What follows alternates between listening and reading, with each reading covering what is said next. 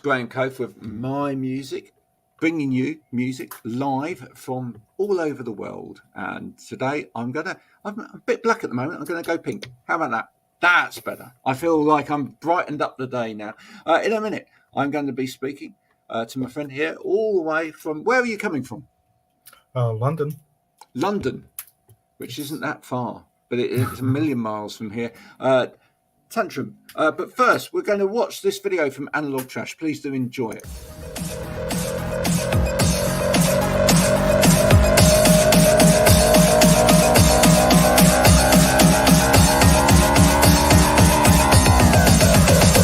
Keep on, don't stop.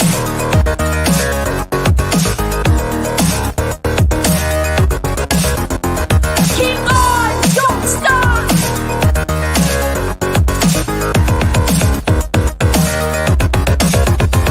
Keep on, don't stop.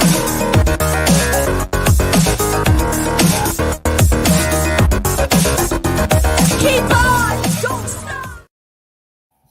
Did you enjoy that, sir? Absolutely, yes. Yeah, it was good, wasn't it? It was kind of your kind of thing, banging, yeah. Slight Yes. punk attitude to it. That's right. Where did music start for you? Oh, like going back. Yeah, I mean, I've been playing in bands since I was 11. I started with the drums and then moved on to the bass and other instruments, and somehow ended up with a guitar and shouting into the microphone. Shouting into the microphone. Do you say? I was going to ask you that. Do you see yourself as a singer, or do you see yourself as a kind of anti-singer? A shouter, I suppose. Yeah. I've had a few lessons. I live with someone who is very vocally advanced, shall we say, but yeah, those lessons haven't really rubbed off yet. But you know, they haven't worked yet. But for now, I'm just shouting. Oh, well, there's a lot to shout about in the world, isn't there? Yeah. Ultimately, there's a kind of political undertow to your music, albeit with a sense of fun as well. What motivates you to make the music that you make? Yeah, I mean, it's something I've been doing for a long time, and it's not always political, but I mean, you can argue, as people have before, that personal is political, but yeah, it's one of those things that I just have to do. Otherwise, things would be rather meaningless in my life. But it's just the way of living, really. Yeah, that's do, it. For do me. you when you're constructing your songs, do you try and make sure that there's an element of the song which is fun as well, even if you've got a statement to make?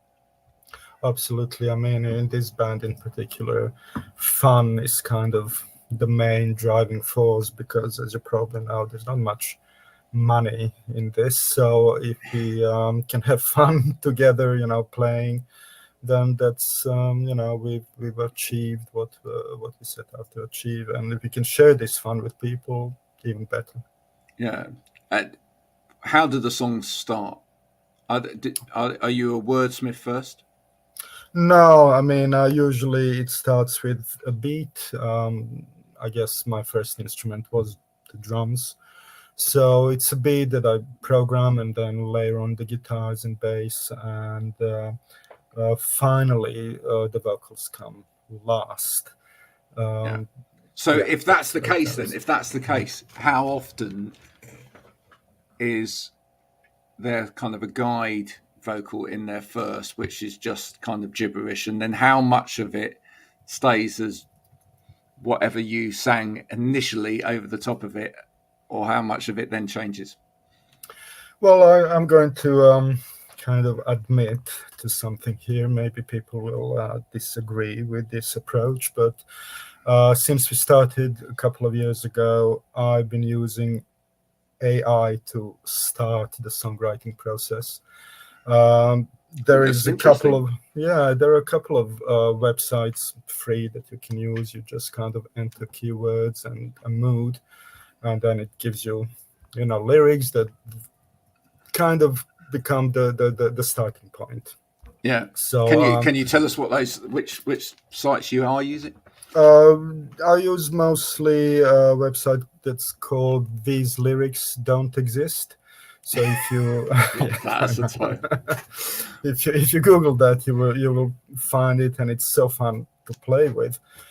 But even though it gives you kind of lyrics that you can start working on, you still have to kind of sit with the rhythm of the song and the structure and make them into your own. But people have used different methods of starting the creative process, and I suppose this is what does it for me. Well, hang on. I mean, it's not a million miles away from what Bowie was doing with Exactly. just writing a stream of consciousness and then cutting it up and then repasting it in a different order.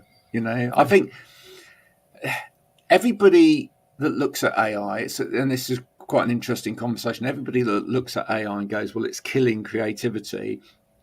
It kills creativity when people are lazy with it.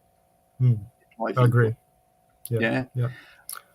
Whereas actually, if you use AI as a creative tool and you work with it, surely that actually just is another tool, like a pencil is a something that you use to start drawing an idea that's in your head, or a paintbrush is something that you use to start a painting, or it's exactly. You still have to kind of start with a general topic of the song or a feel or a few keywords in order to get some ideas, but it's not the final product really. You still have to spend time working on it, but it gives you an idea of how it may eventually look like. I love the title of that website. Have you ever thought about actually just ripping that and using that as a title of a song? The lyrics of this don't exist. Yeah, Next song. The lyrics of this don't exist. I think that's great. That could be a song and a half right there. Absolutely. Yeah. What would that song be about? Maybe about the creative process itself. I don't know. Yeah, like a deconstruction of the creative process, and actually, what is the, as an artist, getting stuff out there these days? What's the hardest part of the process for you? Is it actually producing the songs, or then what comes after in terms of actually having to tell the world about all of this, etc.? Telling the world about it it's hard because there's so many options out there, either online or offline, and you kind of have to convince people that they should dedicate 2 minutes of their lives to you. And how you do that, it's quite tricky sometimes. I think for us, having fun and trying to communicate this fun idea of fun with people is how we do it, and hopefully it works. But it's the hardest bit. Writing, producing, and all that is fun. It's interesting to a musician, I suppose, but marketing, maybe not so much. Do you feel that you, as someone that has to then do that, do you feel like you have to be, or put on a mask, or be somebody else at times in order to actually accentuate, and get this out there?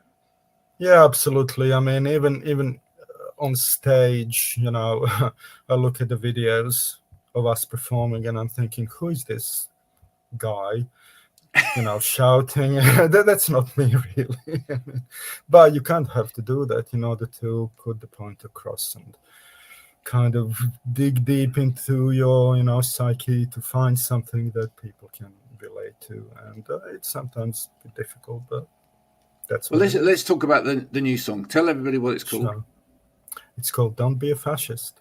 Okay, so there's and immediately as soon as you mention the word fascist, there's that brings up sort of emotions and feelings and whatever within people. What's the what was the crux behind this song? Well, I guess there are two main kind of themes to this. The first one is kind of my concern of all the, shall I call it, right-wing ideologies getting some traction in our world, and that's a bit worrying. And also, extreme ideologies kind of have tendency to destroy friendships, relationships. I've seen it happen a few times before. So that's one kind of theme. The other theme is about language itself and how we use language, and especially, my kind of immigrant background, and how basically it's about where my mother comes from and how they speak. And it's very interesting to me that they use their native language with lots of borrowed words from other languages, and almost like a tribute to my mother, I suppose. I wrote the lyrics to include English and other languages as well, as a form of kind of punctuation, I suppose. Yeah. So yeah, there are two main themes. One is maybe political, one is, if you want to call it, linguistic. But, Yeah. Did any of it come from kind of personal perspective as well? I mean, did you struggle growing up in terms of the way that people spoke to you, etc.? Yeah, I mean, I've seen in my childhood, because maybe some of your listeners will remember what happened in the Balkans in the 90s. That's where I'm from, and I've seen the rise. I saw the rise of extreme nationalism, boarding with fascism. It wasn't much fun, and since then I've been very kind of against that sort of ideology. And yeah, I mean, most of our songs are not as political as this one, but I thought for this one, let's be brave. Let's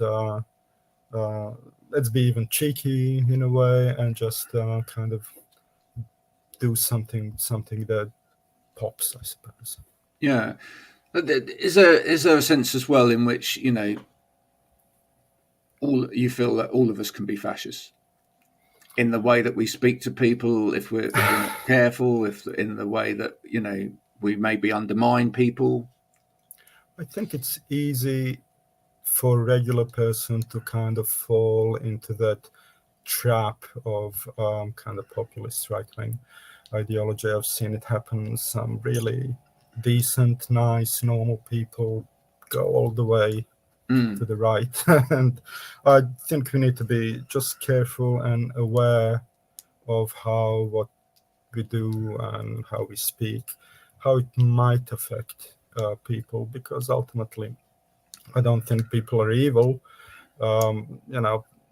Everyone wants to, well, most people want to be nice to each other and helpful and all that. So we just kind of need to be a bit more aware of how we impact one another.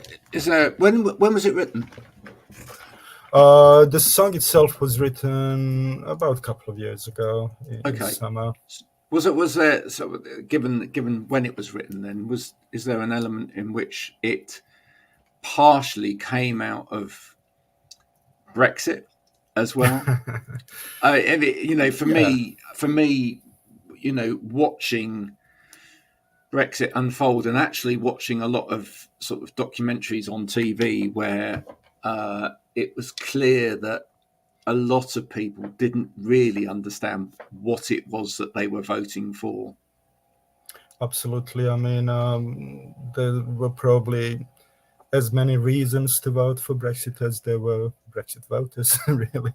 So everyone had their own little fantasy, what it might be, what it might look like. Some of it didn't sound too bad, to be honest with you. I know people who thought with, moving out of the EU, we will have better workers' rights, we will have better environmental laws and all of that. But I just thought at the time, well, look at our leaders. Do you really think they would, help regular people? Yeah, I wasn't so sure. And I think, being frank, I think there was a lot of racism wrapped up in some areas of Brexit as well, but and misunderstanding, as I say. Yeah. I mean, you know, some of the most interesting TV programs were where people sort of were pointing at you know, people from different ethnic groups and going, well, that's the reason we're voting Brexit, and actually those people weren't from Europe at all. Yes. You know, and it was just I remember that. Yeah. you know, unbelievable. What's sort of next on the agenda for you? Yeah, immediately in September we have quite a busy month with live shows. Two in kind of in and around London, and then we're going to Germany to do a little mini tour. When we come back, we have another single to come out and do the video and all that. This one isn't as obviously political as this one, as the last one, but we'll see how we're gonna spin it. But that's for the future. And after that, I mean, we kind of progressed from being purely studio project during the lockdowns, to being mostly a live band. So we're always looking for new opportunities to play live. That's cool. What would people expect to see if they come to see Tantrum Zentrum live? Lots of energy, lots of fun and kind of friendship between the four of us on stage that usually just kind of, I mean, I'm trying to find the words here for this, but we do project it into the audience, and it kind of shows our energy and ease and sense of humor, and really kind of tight performance as well. All together, I think, creates some sort of, if you wish, party atmosphere that people can usually dance to. Exactly. And why wouldn't you want to do that, etc.? Exactly. Yeah. We haven't sort of. No, I want to do that quickly before we have to go, but I haven't kind of touched in terms of maybe what you are listening to at the moment. What is there anything that is on your playlist at the moment that's kind of sparking interest for you? Yeah, I mean, I have to admit, the bands I listen to are mostly the bands I know personally. So I know it's not very adventurous, maybe, but we know a lot of people here and a lot of underground bands. I really like people like Punk Disco from East London. I recently discovered a Belgian band called The Rats, which are doing some really interesting post-punk stuff. Yeah, I mean, other than that, I always go back to the old kind of favorites, Public Image Limited and bands like that. But it's kind of a comfort to listen to that. What was it about that sort of like neo-punk era that really sort of touched a nerve with you? Sort of, I suppose, as you were developing your music here. Yeah, what I liked about it, kind of post-punk and no wave from New York and all that kind of sound, was this sense of adventure of, anything goes. You can experiment, you can play with sounds, arrangements, instrumentation, and still put it in kind of a coherent package that people enjoy. So it was kind of very, very inspirational and liberating, I suppose. Yeah, but yeah, and you enjoyed the fact that there was still that kind of punk ethos to it and delivery to it, but Absolutely. It was mixing the electronic sounds, the newer electronic sounds in there as well. Yeah, definitely. I mean, to me, punk isn't really about specific type of music. It's more of an attitude or artistic philosophy, if you will, of just being free to do whatever you want. And that's a perfect thing to do. Thank you so much for joining me today. Oh, thank you very much for having me. On music. Yeah, yeah. If you haven't checked out Tantrum Zentrum music yet, we will put the links to the music as this goes out. So please do check it out. If you've enjoyed it, then share it with a friend, because that's the way that the music goes around. This has been Graham Coath with My Music. I hope you've enjoyed this interview today. If you have, again, please share this with other people as well. thank you so much for joining me today. Thanks for coming Thank and you having very a much, chat. We'll see you again soon with yet another Thanks a My lot. Music. Bye for now. All right.